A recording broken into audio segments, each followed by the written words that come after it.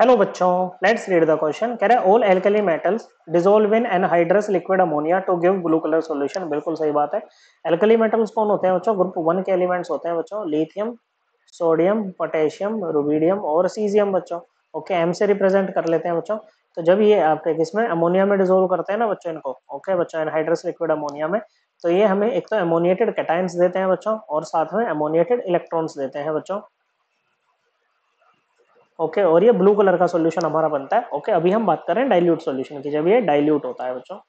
Okay, now it is the ammoniated electron which is responsible for the blue colour of the solution. बिल्कुल सही बात है बच्चों। Ammoniated electrons energy absorb करते हैं, एक्साइट होते हैं, और जब डी एक्साइट होकर के वापस ग्राउंड स्टेट में आते हैं ना, तो बच्चों जो एनर्जी रिलीज करते हैं ना बच्चों, वो लाई करती है कहां पर? विजिबल रीजन में, और कॉरेस्पॉन्ड करती है ब्लू कलर को। ओके बच्चों, and the electrical conductivity is due to ammoniated cation. Okay बच्चों, जो अमोनिएटेड कैटायन है इसके कारण इसमें क्या आ रही है? इलेक्ट्रिकल कंडक्टिविटी आ रही है बच्चों। फ्री आयंस है बच्चों, मूव करेंगे इधर उधर। ओके बच्चों, now the value of x and y, ये जो एक्स और वाई हमने लिया है इसकी वैल्यू डिपेंड करती है on the extent of solvation by ammonia. बिल्कुल सही बात है बच्चों।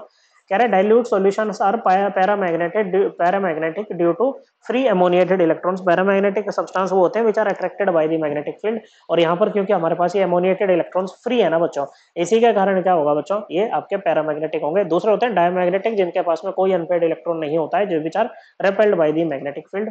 पूछ रहा है what happens if more alkali metals is allowed to react with concentrated liquid ammonia. मतलब अभी हमने डाइल्यूट सॉल्यूशन की बात करी है, हमारा ब्लू कलर का होगा और पैरामैग्नेटिक होगा। ओके बच्चों, क्या होगा बच्चों?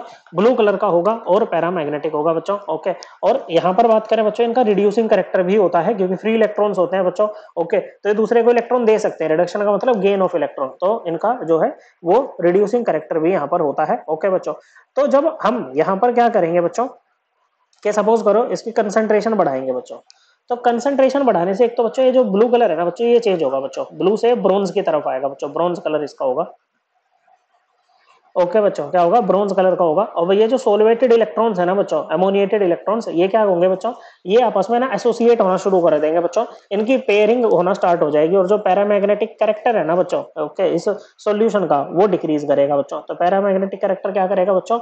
डिक्रीज करेगा बच्चों, और पेयरिंग हो रही है बच्चों, तो फ्री इलेक्ट्रॉन हमारे पास नहीं रह रहे हैं बच्चों, तो इनका रिड्यूसिंग कैरेक्टर भी क्या करता है बच्चों? वो भी यहाँ पर डिक्रीज करता है बच्चों। ओके, तो यहाँ पर क्या कह रहे हैं कि paramagnetic character of solvated electrons is retained in correct statement है बच्चों।